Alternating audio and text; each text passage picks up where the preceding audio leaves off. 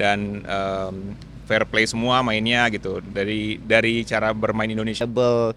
Suka seenaknya kalau ngomong dan kadang apa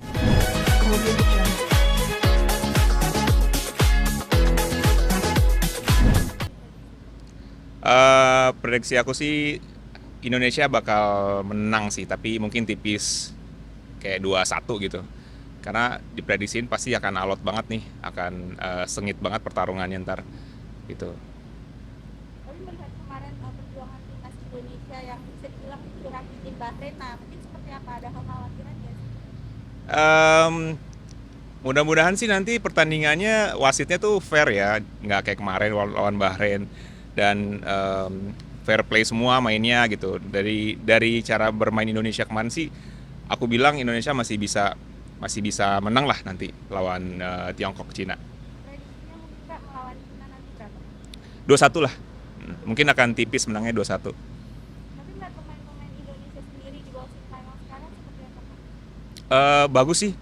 Bagus sih, banyak pemain muda yang apa namanya, yang punya punya skill yang bagus, yang keren, yang bisa main oper-operannya juga akurat gitu kan. Jadi mungkin akan bisa jadi tim yang sangat solid banget ke depannya gitu. Berarti kan kalau misalkan nanti di apa namanya menang itu Hmm. akan melaju ke babak berikutnya. Nah mungkin seperti apa sih Indonesia akan ke Piala Dunia? Nggak tahu deh. Tapi kan sekarang fokusnya menang dulu ya, menang dulu dan bisa menjuarai grup sih udah oke banget gitu loh. Apalagi bisa masuk ke Piala Dunia kan, pasti semua rakyat Indonesia pasti akan seneng banget gitu, termasuk gua.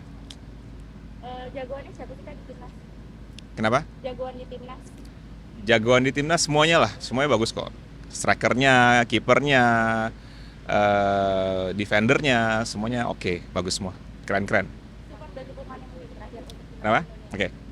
Untuk timnas Indonesia nanti yang akan berhadapan dengan Cina, doain semuanya lancar, mainnya bagus, oper-operannya keren, nggak ada yang cedera, dan bisa ngegolin sebanyak-banyaknya. Amin. Masih Kak Zen. Thank you, thank you.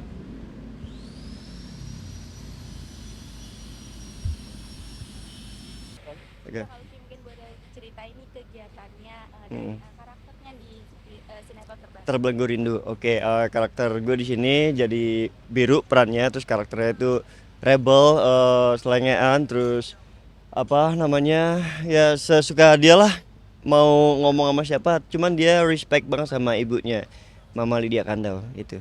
Di episode kemarin juga Mm. terlihat udah ada kesedihan-kesedihan yang dimunculkan. Nah, itu seperti apa? Iya, actually dari episode 1 itu udah mulai dibangun chemistry-nya, dimana Mama itu sangat benci sama biru ya. And then kemudian penulis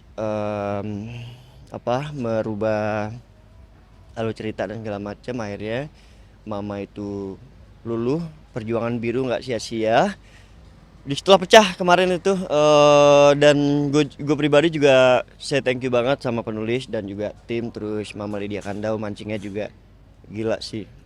Jadi gue nggak perlu effort banyak lah untuk mengeksplorasi kesedihan itu. Mungkin bekerja sama dengan Mama Lydia Mm. Kandau dan beberapa artis lainnya nih, Mm. karena di sini pemainnya banyak banget. Nah, mungkin seperti apa sih caranya Mm-mm. Kak membangun chemistry-nya? Kalau chemistry kita sepakat dari awal, kita harus terbuka, kita harus sering ngobrol, dan kita harus saling memberikan opini dan saling ngingetin, saling reading lebih tepatnya sih itu kunci utama ya gitu ya, karena kalau kita nggak reading, percuma mau gambar sebagus apapun jadi nggak indah, itu kuncinya di situ. Tapi ada kesulitan nggak sih selama Mm-mm. menjalani proses syuting? Kesulitannya cuma di performance, dimana biru itu walaupun karakternya rebel, suka seenaknya kalau ngomong, dan kadang ya pokoknya rebel, tapi looksnya harus rapi. Challenge-nya di situ aja. Jadi dari episode awal sampai saat ini sih gue nggak pernah ngaca, menghindari kaca gitu, supaya gue terus jadi biru yang rebel gitu. Sama nggak sih sama sosok aslinya Kak Lucky Perdana gitu? Looksnya sama, ini looknya gue nih. Kalau Kalau ngedate sama istri ya gitulah ya, cuman buat secara karakter biru sama gue bertolak belakang gitu. Kak, mungkin ini kan sibuk syuting juga, mungkin quality time bareng anaknya tuh biasanya kapan sih Kak? Every morning, setiap pagi doang, nganterin anak sekolah, terus nemenin istri ngopi, habis itu berangkat syuting. Tapi mungkin anak suka udah bisa komplain nggak sih, mungkin siang-siang atau malam Mm. bapaknya belum balik. Bahkan anak-anak gue nonton dan mereka ikut nangis ketika adegan-adegan yang touching gitu. Ada videonya itu ada dan dikirimin sama mominya kan. So cute banget, mereka bisa ngerasain ya walaupun mereka belum ngerti gitu. Kok My Daddy kok ada di TV gitu segala macem. Itu Tapi berarti mengajarkan ngasih tahu anak nih pekerjaan ayahnya sedari kecil. enggak juga. Tadinya kita enggak gue sama istri kompak untuk ya udahlah, life must go on gitu, ngalir aja biarin mereka tahu ini parentsnya gitu. Tapi berubah ketika dia sudah mulai nonton YouTube, tiba-tiba ada iklan kayak FTV gue kalau atau apa gitu ya, project project gue di dunia entertain. That's daddy gitu. Akhirnya ya udahlah gitu. Jadi sampai sekarang mereka masih penasaran kenapa daddy-nya di TV terus di rumah. Oh kalau daddy-nya nggak di rumah berarti di TV. Kalau tanya itu Zain, where is daddy? Daddy on the TV gitu. Tapi perkembangannya udah sejauh mana sih kerjaan? Mm-mm. Sejauh mana ya? Gue sih terbiasa sama istri untuk membiarkan mereka aja melalui fase-fase umur mereka dan apa yang mereka suka, apa yang mereka lakuin. Jadi kalau bisa dibilang sejauh apa, pesat banget untuk seumuran mereka itu kayaknya ketuaan gitu loh. Tapi mungkin ada pola parenting sendiri nggak sih Kak Iya, dengan istri gitu? ada pasti ada. Kita kompak untuk tidak apa ya terlalu straight banget gitu. Gue sama istri itu sepakat untuk kayak ya udah kalau kalau mau ngelakuin silakan gitu kan.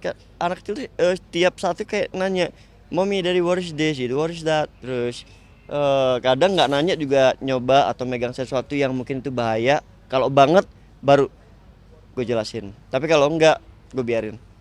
Pernah suatu ketika kita lengah kena cutter, eh, nangis dan segala macem, kita kasih tahu ini, akhirnya mulai besoknya dia nggak sentuh lagi. Jadi gue sama istri membiarkan mereka tahu apa itu dunia di sekitarnya itu dengan sendirinya aja itu. Tapi mungkin udah terlihat bakat-bakat menurut Hmm. Kak Lucky gak sih?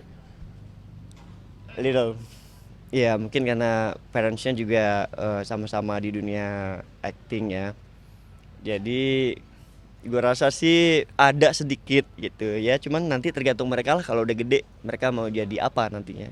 Tapi mungkin dari Kak Lucky dan istri juga ini gak sih support juga mereka mungkin Mm. endorse atau main film? No, enggak. Ya itu tadi gue sama istri sepakat untuk membiarkan mereka menjalani hidup sebagaimana fase mereka gitu ya, karena kan di samping kita masih mampu untuk kerja gitu, jadi buat gue nggak pernah kepikiran untuk mengkomersilkan mereka berdua. Mungkin boleh sedikit update nih untuk Mm. permainan timnas Oh iya, Indonesia melawan Cina besok malam, mungkin Iya. seperti apa sih melihatnya? Jujur gue pengen banget timnas Indonesia bisa lolos ke Piala Dunia 2026. Tapi yang kita tahu ya, baru kali ini kita melihat timnas Indonesia itu kayak apa ya, sudah banyak banget berbicara di level internasional gitu kan. Bahkan kita satu-satunya, bukan satu-satunya, sorry, satu dari hanya beberapa negara di Asia yang belum pernah kalah untuk saat ini di bawah coach Shin Tae-yong. Jadi gue sangat berharap banget. Even kemarin gue kecewa banget karena Indonesia harusnya bisa menang lawan Bahrain gitu ya, ya udahlah ya gitu ya. Tapi gue harap besok Indonesia bisa menang, skornya berapapun yang penting menang, gak panik dan tetap fokus tujuannya lolos ke Piala Dunia. Itu aja dulu, sembari mengharap tim-tim yang lain meraih hasil buruk. Ya gak apa dong. Tapi melihat kontroversi wasit Mm. di permainan Bahrain kemarin, Mm. seperti apa sih Kak? Tadi kan sempat kecewa juga. Banget kecewa, itu kan udah last minute, kita udah 3 poin dari Bahrain, itu kita udah ya bisa dibilang hampir sedikit lagi kita bisa ada di Jepang, maksudnya di bawah Jepang lah gitu ya. Kalau misal kemarin tuh kita 3 poin dari Bahrain, bisa jadi today kita Indonesia peringkat 2. Sayang ya udahlah, nggak bisa di apa ya, ungkapkan dengan kata-kata, namanya juga sepak bola, semuanya itu saling apa ya, saling terlibat dan segala macam itu. Dan harapan gue lawan China, apapun yang terjadi, berapapun skornya, yang penting Indonesia menang. Takut ada kecurangan lagi nggak sih di Pasti dong, pasti di semua olahraga pasti ada kecurangan. Ya itu dia, fokus aja. Fokus, jangan fokus ke wasit, jangan fokus ke apa ya, intimidasi atau apapun. Yang penting gue pengen timnas fokus ke permainannya sendiri dan ngebentuk permainannya sendiri sampai tercipta kemenangan itu. melihat pemain-pemain timnas, apalagi juga Heeh. beberapa pemain naturalisasi. Ya. Nanti seperti apa sih untuk squad timnas sekarang? Karena sekarang juga pemerintah mendukung full timnas Indonesia melakukan naturalisasi, itu juga suatu kemajuan yang sangat besar. Tapi tanpa menyampingkan pemain-pemain lokal dan segala macam. Tapi memang jujur kita butuh suntikan itu. Jadi pemain naturalisasi yang berkualitas itu juga sangat berpengaruh. Gitu. Prediksi skornya dan dukungannya mungkin untuk timnas Indonesia. Lawan China ya, 3-1 Indonesia menang. Dukungannya mungkin supportnya untuk timnas yang akan main Eh, besok. Oke, semangat timnas Indonesiaku, apapun yang terjadi yang penting fokus, berapapun skornya yang penting menang. Oke. Masih ke Ya, sama-sama.